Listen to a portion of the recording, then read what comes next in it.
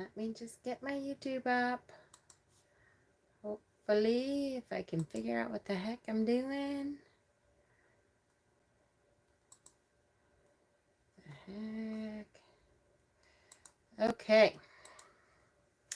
Hello, hello, hello.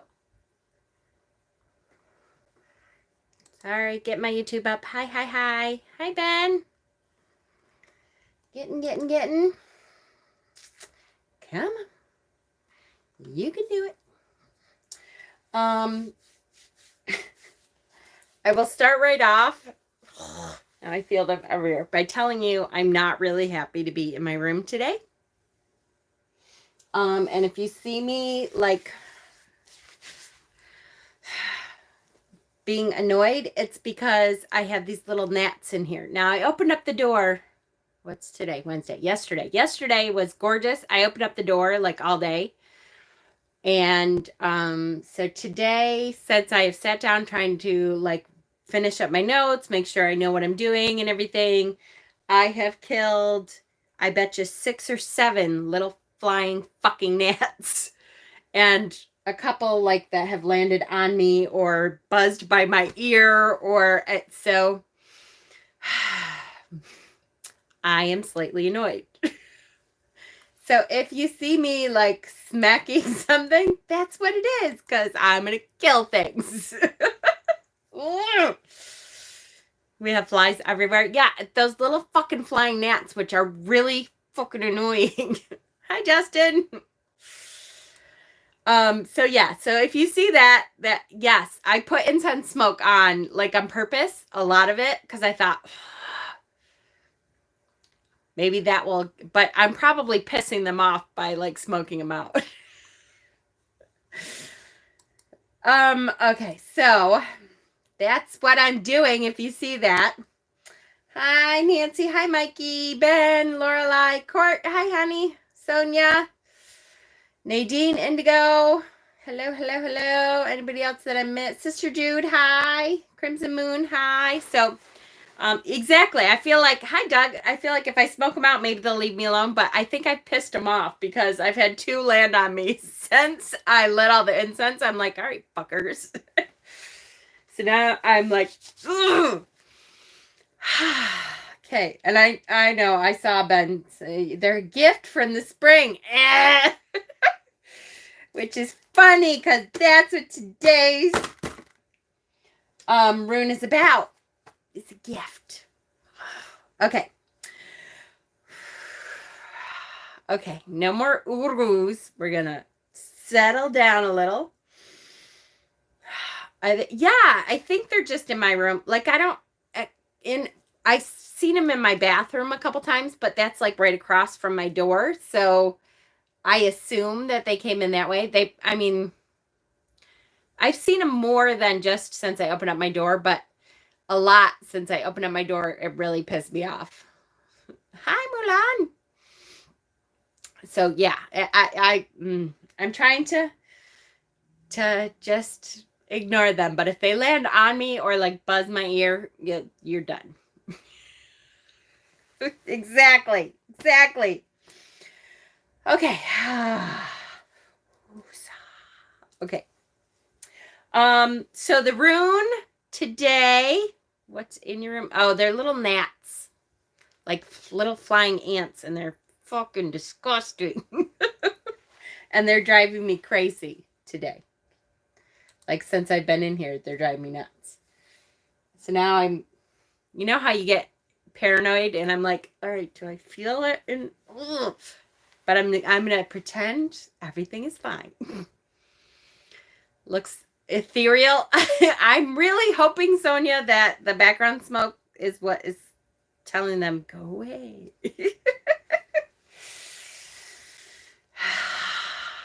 Okay. I will get into the rune study in just a second. I'm trying to think.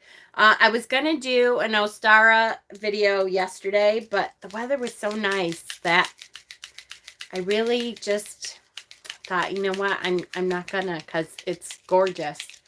And so I spent a lot of time outside. So I didn't. Sorry. But I know it's in a little over a week. And so this week for sure, like today's only Thursday. So tomorrow I'll probably do something tomorrow and something Saturday and something Sunday for sure. Because I have so many things to do for Ostara. And I do this to myself every time. But I have so many things that I need to talk about for Ostara that I need to really start.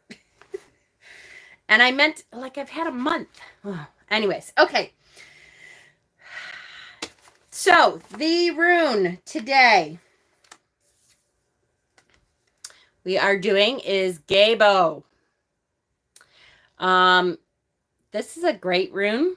I've really enjoyed the study of this rune. I was telling Mikey the rune of, hey girl, hey. I was telling Bob today, it sounds like, hey Gebo. It sounds like a homosexual slur. Hey Gebo. Which is horrible. And he's like, hey. But this is such a great rune. I really like this rune. It means gift.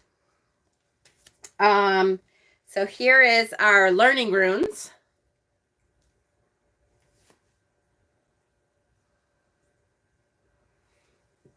Here we go. Means gift.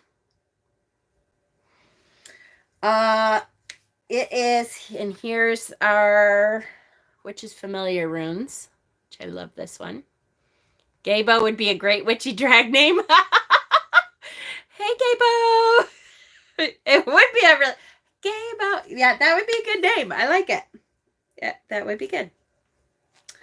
Okay, it means joy, ecstasy, generosity, partnership. It is an exchange. It's an exchange. It's trading between two parties. It's sacrifice. So when we talk about a gift, do I want to, hold on. Oh, this is why, Mikey, I said Gebo, but the drag act is a cowboy. Right? Hey. Okay. When we talk, this is why I was telling Mikey that this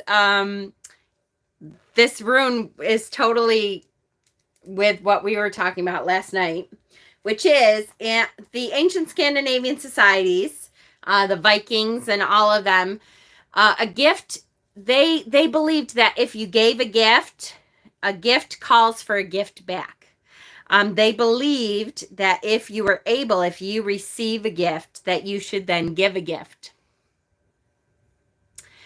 Which is kind of funny because I was telling Mikey that I was giving him a gift, and he purposely went out and got me a gift, even though it wasn't about that. And so I was like, oh, this is so what Mikey and I were talking about, that I'm just following the ancients. Yes, it's very hard when you are a giver. It's hard to receive, right? So many of us have a really hard time receiving a gift and not then giving. And I've been trying for a long time to try to learn that. But it's very hard. And so in digging into this more, the ancient people, they believed that to maintain those bonds of friendship, that if someone gives something to you, you then give something to them in return. But they didn't always mean, like, sometimes it's an energy exchange. It's not like, I'm going to give you a loaf of bread. You don't have to give me, a dozen eggs. You can give me some of your time. It's an energy exchange. You have to remember, it's not the same. Like, you don't give something and then get something exactly the same. The energy that is exchanged is much more important. I had a friend who was competitive about gift giving. It was tiring. That is really tiring.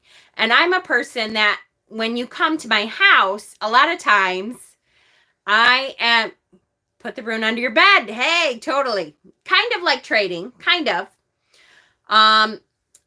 But if you come to my house, I have a lot of stuff. I have a lot of stuff because I always thought I was going to open a shop.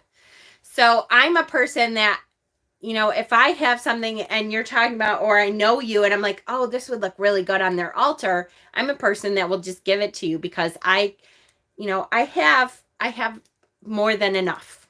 So, and I don't give thinking that I'm going to have to receive anything back. And I try to let it go when people feel like that, because I know I feel like that too. But it's really important to try to remember that sometimes you may give to someone and your return thing is that they feel better about something and they then are able to give back to the community in a different way. And so you'll find that that's a lot more what this is about, is to help your community in a way that when you're giving so that someone else feels better, that someone else gets a leg up, that someone else receives something that then makes them in the spirit and allows them to give to someone else in the community, to give of their time, to build up the community in a way that now everybody's boat floats. You hear that expression?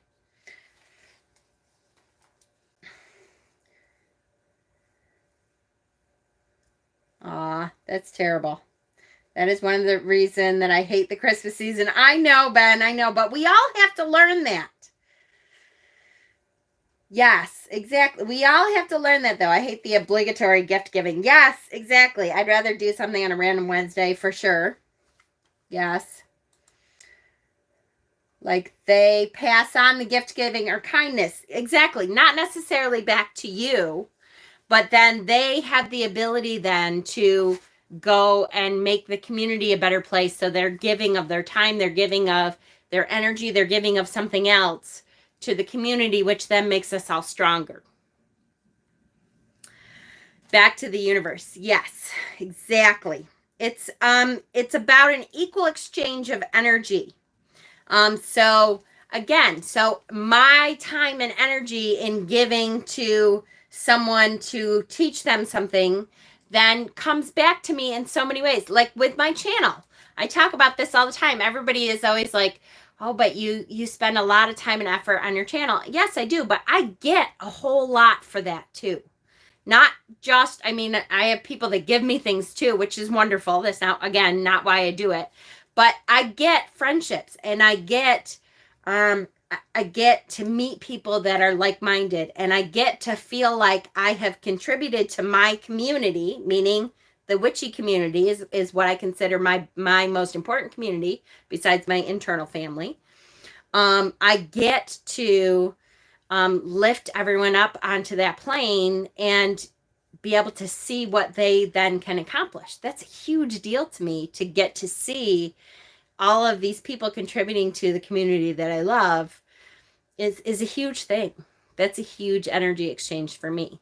So it's all, a reciprocity kind of thing. It's like a yes, the whole pay it forward thing. My grandmother was an obligatory gift person. She would actually return things to the store to see how much someone paid for them. Oh, that would drive me crazy. That would drive me crazy. Yes. More orgasms means happy Courtney, happy relationship, happy home. That's right. Exactly. Exactly. Okay. So what does this look like? You have to remember. So this rune, instead of physical gifts, I'll give Mama a thumbs up. Yes, please do it. Do it now. She can't say no. So what this looks like, what this is fashioned after, is if you think of this as an anthropomorphic person standing with their arms out, that is what it's supposed to look like someone standing with their arms out like this, which means what? Which means they are either giving to their deities, to, when you look at a lot of times in Christianity, their worship, they're raising their hands like that.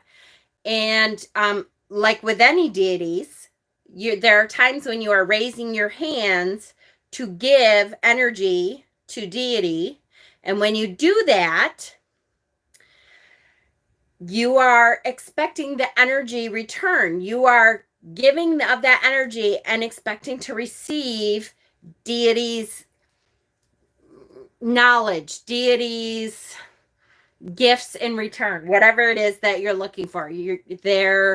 Their favor, their strength, their power. Hi, Black Tea Poetry. All of that you are expecting to receive. So that's, if you think of that as an anthropomorphic man. Yeah, I do. I have Twitter. Then you are expecting to see that in return. Dana, hello, my love. It's so good to see you on here. I'm so glad you're back. Yay. This community has missed my little Dana. Also, balance on all sides, the give and receive. Yes, exactly. Just like a sacrifice in the old days, Barry says, hi, Barry. Love you guys. It's a sacrifice. In the old days, you sacrificed animals and a physical sacrifice, and that was the gift to the gods. And that gift to the gods then was an exchange. Where's this? Hold on. Where's my notes on the gifts to the gods?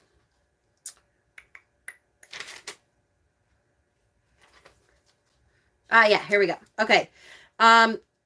So it was a sacrifice to the gifts of the gods. You gave that. You sacrificed the animal. However you did that, you must then be getting something in return from the gods. They are getting your belief, which empowers them. And we are giving so that they help us out. And it's not necessarily an even energy exchange when it's with the gods, right? Sometimes we have very little to give, but our belief. But what we're expecting in return is for them to strengthen us so that we can then give more belief, more sacrifice, more time to the gods. And so that was, if you think of the Norse people, they really felt like it's not like their gods were so much above us as humans. Their gods were very interactive with humans, and they helped us fight. They helped us in our everyday lives. They taught us. It's not like they were this holier than thou thing. They made mistakes. They fucked up. They did things that were stupid. So they were not on our plane, but they were much more interactive with us than what most people look at deity now. The Norse believed deity, which was much more of an interactive thing. You water me, I water you, we grow. Exactly. That's exactly it. Exactly. Yes. One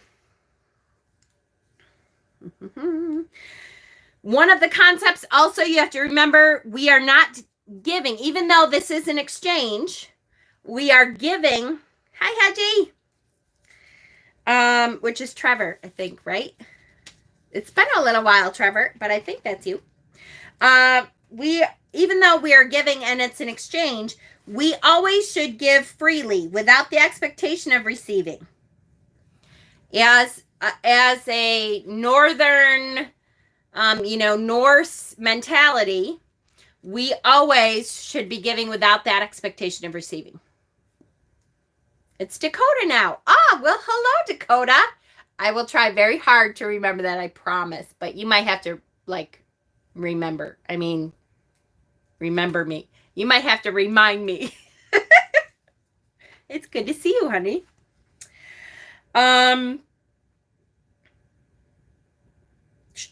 be wary that you don't partner with someone. So it's also about partnerships.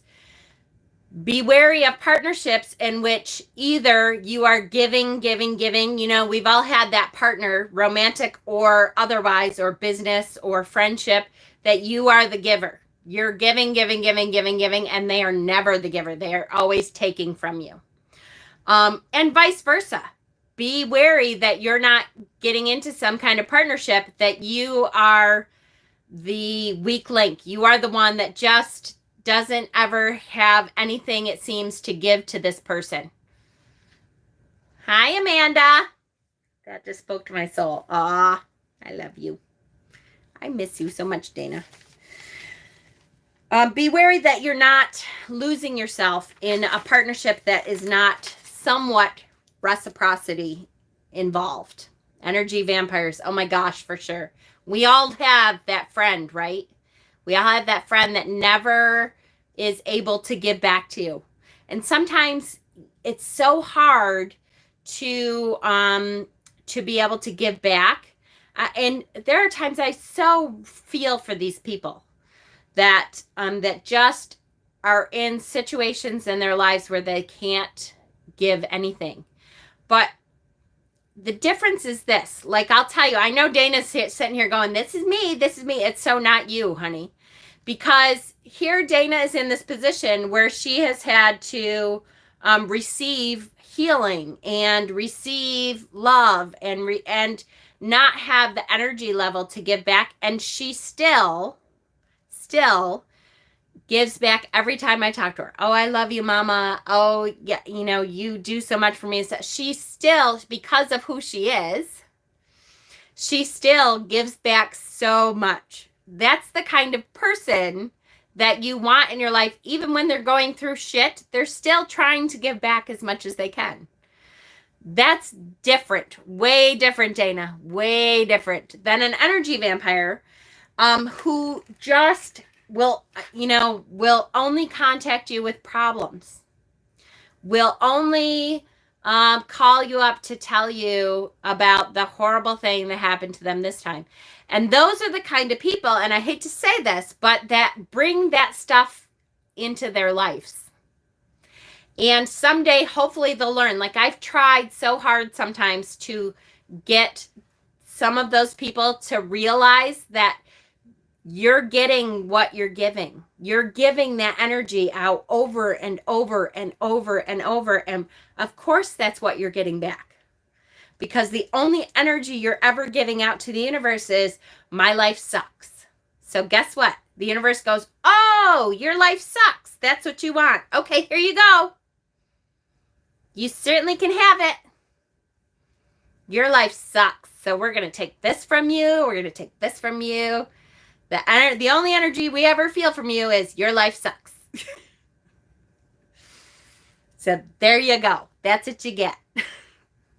Instead of sometimes looking around you and going, okay, this is a shitty situation. What am I supposed to learn from this so I can get out of it and go through it? We have to figure it out. And that's the difference between energy vampires and people who are just going through shit for a while. There's a big difference. You can tell. The universe says, oh yeah? Hold my beer. Yeah, exactly. Here you go. Hi, Alethea. Hi. Welcome, welcome. There's a huge difference. And so that's what it is. So be wary of getting into those kind of relationships. It is a mystical exchange. Many times it's mystical. We give to the gods. They help us out, and our belief empowers them. Guess what else is a Gebo kind of relationship? Guess what else? The environment. As witches or pagans or spiritual people, however you identify yourself as, if you are on this channel, then you honor nature, right? Because that's what we're all about. So as witches, or however you identify, one of the biggest tenets of that is that the earth cycles, we follow the earth cycles because the earth cycles give back to us, and we learn from the earth cycles, and we are able to give back to the earth cycles. It's a druid rune. Exactly. Exactly. And so the environment is one of the biggest things that we can practice Gebo on. One of the biggest things. And there's so many great ways to do that. Now, there was a whole bunch of stuff that I had to talk about that, and I'm going to try really hard not to just go off in a huge tangent about this, but I forgot to talk about it. I don't think I talked about it as much as I wanted to. Let me start with the earth is constantly giving to us, and so we must act responsibly to give back to the earth. As witches, we honor the earth. So, recycling. We need to recycle. We just need to. We need to do that. Regenerative agriculture. Along with this, I'm going to tell you, please, please, please go on Netflix. If you, Mama, not go off on a tangent. I know I am. I know. And if you're on my channel, you know that I just have to go off on a tangent sometimes, a lot of times. Please, please, please, if you have Netflix, go watch. There's a documentary on there called Kiss the Ground. And it was up for, it was nominated for several Golden Globes. And I'm hoping that it is also nominated for Oscars. Please go watch it. It's really a great documentary. It's a great documentary because it explains how we should be doing agriculture right now. We are fucking things up on this earth all over the place with how we're growing our food even. And doing what they're talking about, this regenerative agriculture, which we can practice in our own gardens, guys. Doing that will help our environment in huge ways. Huge ways. It will help the carbon footprint that we all have. And that's a huge thing. We've been talking about this carbon footprint. How do we have it so high? How can we get rid of it? Well, a huge way to do that is how we grow our food, how we handle our livestock. And the thing that's happened in the last 200 years is that we used to have a farm, okay? And a farm incorporated growing food and having animals on one farm and having certain crops on this field, which then put enough nutrients in the soil so that the next year you rotated crops and your livestock came and ate some of those crops and pooped there to create fertilizer, and then you transferred things around. Well, now, first fuck up that we've done now is we have separated agriculture and livestock. We have food factories. That's right. We have separated agriculture and livestock. We now have these huge areas where we put all of our cattle, and they are complete screw ups. It is the amount of earth that we are fucking up for cattle right now is ridiculous. Ridiculous. And we keep feeding our cattle this shit that does no good when it comes out the other end. And we're not, I mean, it's the whole thing is we're totally screwed up. Yes, fake cheese. We have fake everything. Everything we eat now is processed in some horrifying way. It's awful. And we really, so this documentary, please watch it. It's called Kiss the Ground. Kiss the Ground. And it is narrated by Woody Harrelson. It is a fabulous documentary.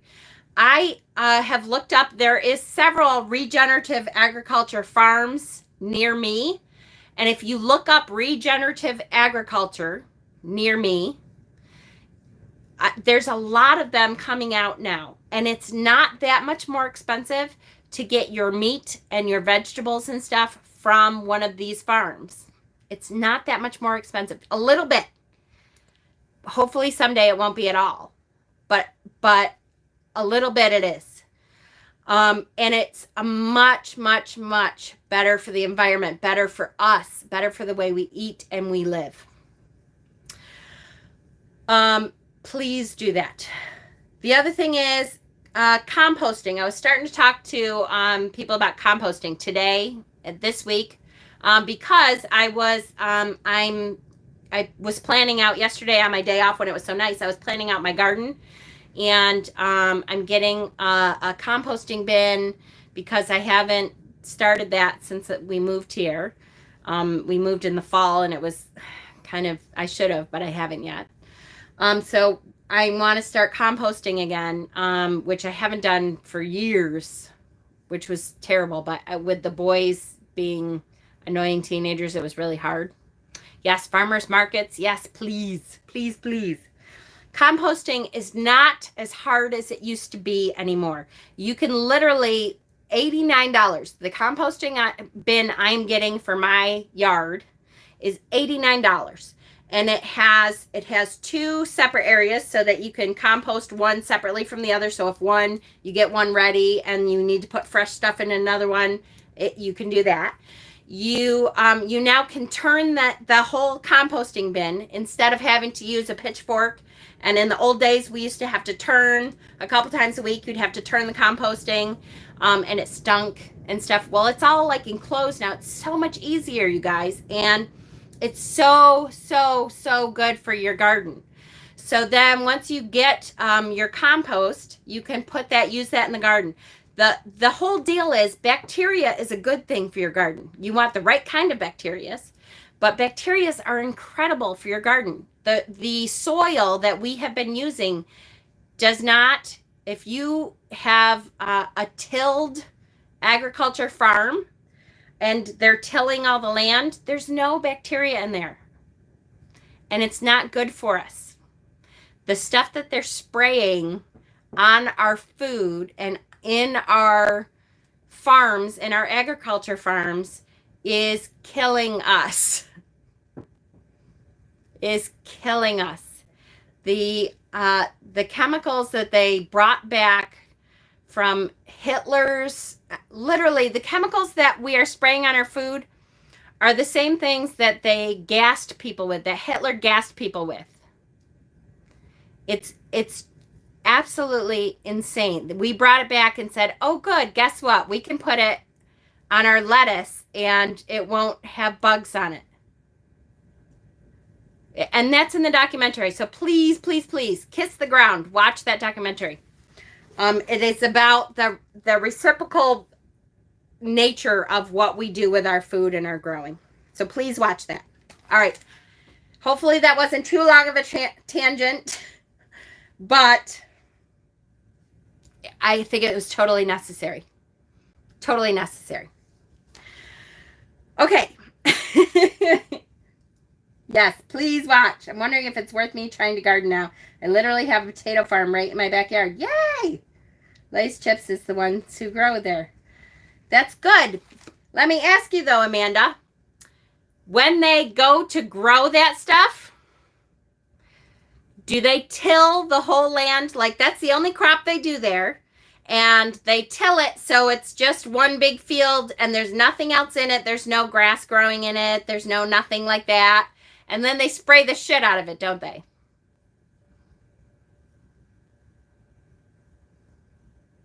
I know they do. I don't even have to ask because I know they do. They're fucking it up.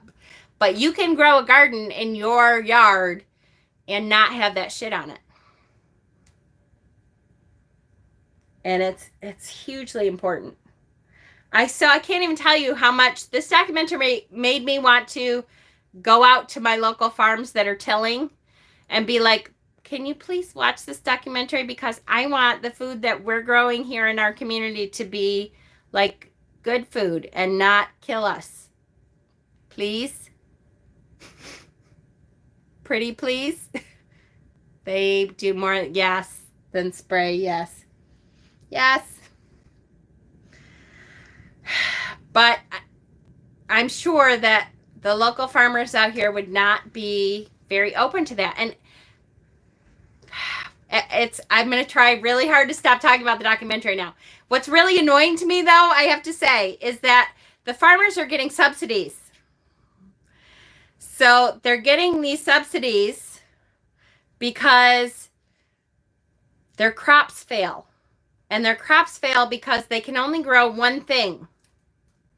And then if it floods one year, or if there's a drought another year, their whole crop is ruined, and then we have to subsidize that.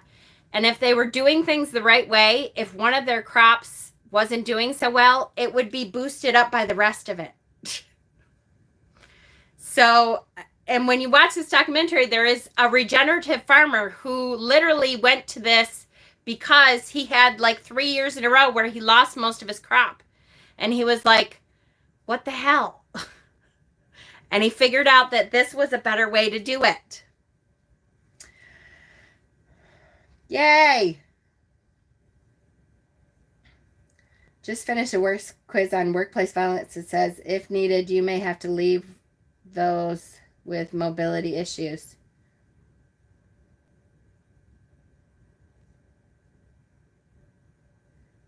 That's horrible.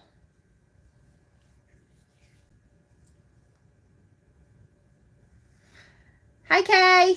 I just got back from hospital after fall. Oh, no. I cracked a cartilage between ribs. Oh, honey, I'm so sorry. Okay. That's awful. Jordan is watching this and said she's going to make her own garden. Yay. Good. You don't have to eat the bugs, honey, but the bugs are good for the soil. The bugs are what makes the soil really good. And then your food that you're growing in your own garden, so much better.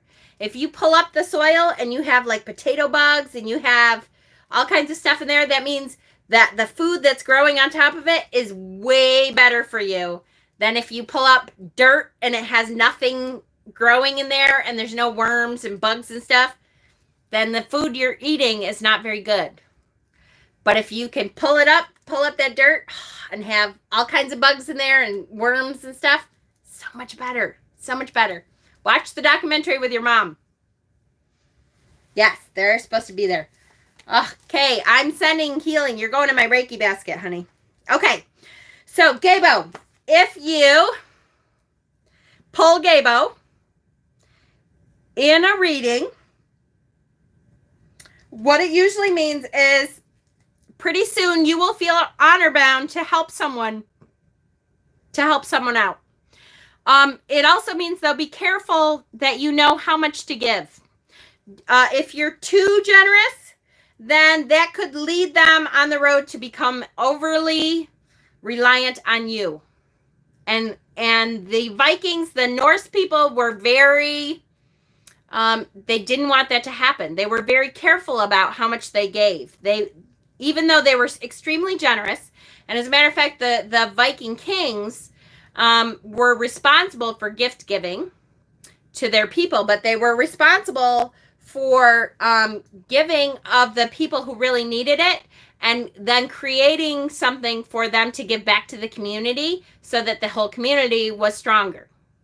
So just be careful that you're not overly giving. If you're giving too little, then they will feel like more of a failure, because even though they received help, they still failed. Then they'll feel like a failure.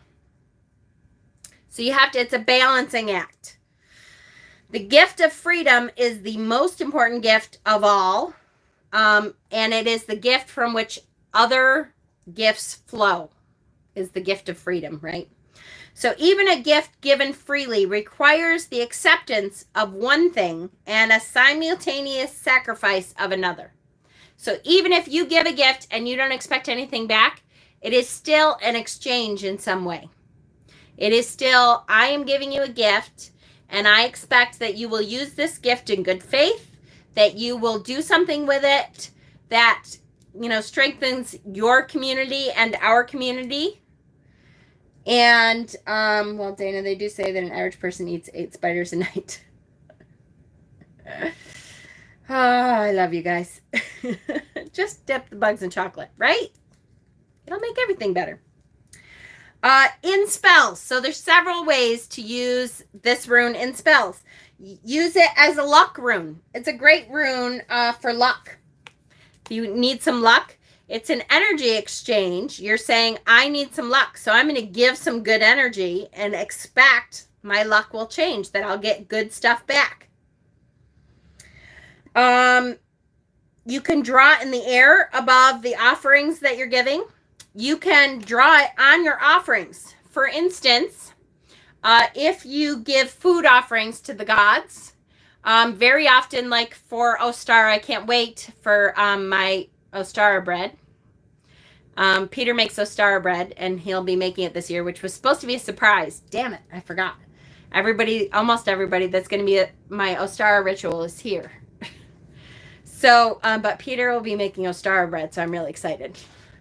But you can draw the Gebo rune on the bread that you make, and that will strengthen the idea of giving and receiving. The Fortuna symbol is an X with a circle. There you go. For sure. Anytime you give an offering, if you give a gift, put the X, put the Gebo on there, and that will strengthen the offering. So that the receiver will get the most out of that gift. If you receive a gift, you can draw this onto the gift, and that will help to ensure that you get the most out of that gift that you can get. It is also tied to things like sex magic, sexual energies, sacred contracts, sacred oaths, marriage. Anytime that you're creating a partnership, a giving and receiving partnership. So Courtney very early on got the sex magic part of it, for sure. That is totally tied to that. Absolutely, totally tied to that. You can use whatever you have. You can do it in the air above your offerings. You can, if you're doing it on something that you're eating and then giving to nature and stuff, you can use butter. You can use an egg. You know, like scramble up an egg and put an egg symbol on it, and then when it cooks, that part is a little bit browner, a little bit more honey colored or something. Olive oil, hell yeah, for sure. What if the gift of friendship or sacred powers I want? Perfect. Then use that when you are offering your energy and saying, I want to increase the gift of psychic powers and psychic energy. Write that as a sigil onto your altar to receive what you're asking for as your giving of your energy. Dried herbs, perfect. Yes. So sex magic, sacred oaths like marriage and stuff, partnerships, anytime that you're doing a pact. If you're doing a pact with a partner, if you're doing like a partnership agreement, write that on the bottom of the agreement. That will help with the cycle of giving and receiving.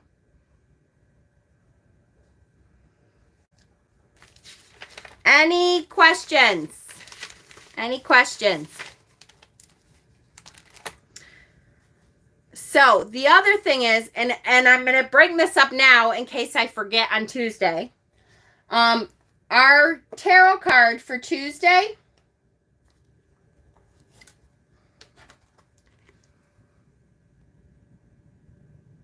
Yeah, the hand fasting crosses your hands in an X. And then you use the ribbon to also make an X. Same thing. So our tarot card for Tuesday is the Six of Pentacles. Guess what it means? It means the act of giving and receiving. So we'll talk about it more on Tuesday. But it's funny that that comes up when this is the rune for this week. It's pretty cool. The universe is going to reinforce what we did in our rune study in our tarot study on Tuesday. Pretty neat. Perfect timing. Okay, so next Tuesday, tarot study. Ostara teachings. I will be doing readings. I can't even count how many Ostara books I have to read from. But lots. A general Ostara reading. At some point this weekend, for sure. I'll be doing at least a couple videos on Ostara and a couple, because I have several Ostara kids books. So I'll be reading a couple kids books, probably on the Facebook channel.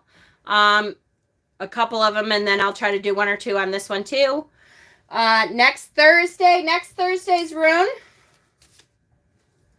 is Wunyo. That is next Thursday's rune. They are kid friendly for sure. Wunyo is next Thursday's rune. And Tuesday's tarot is Six of Pence.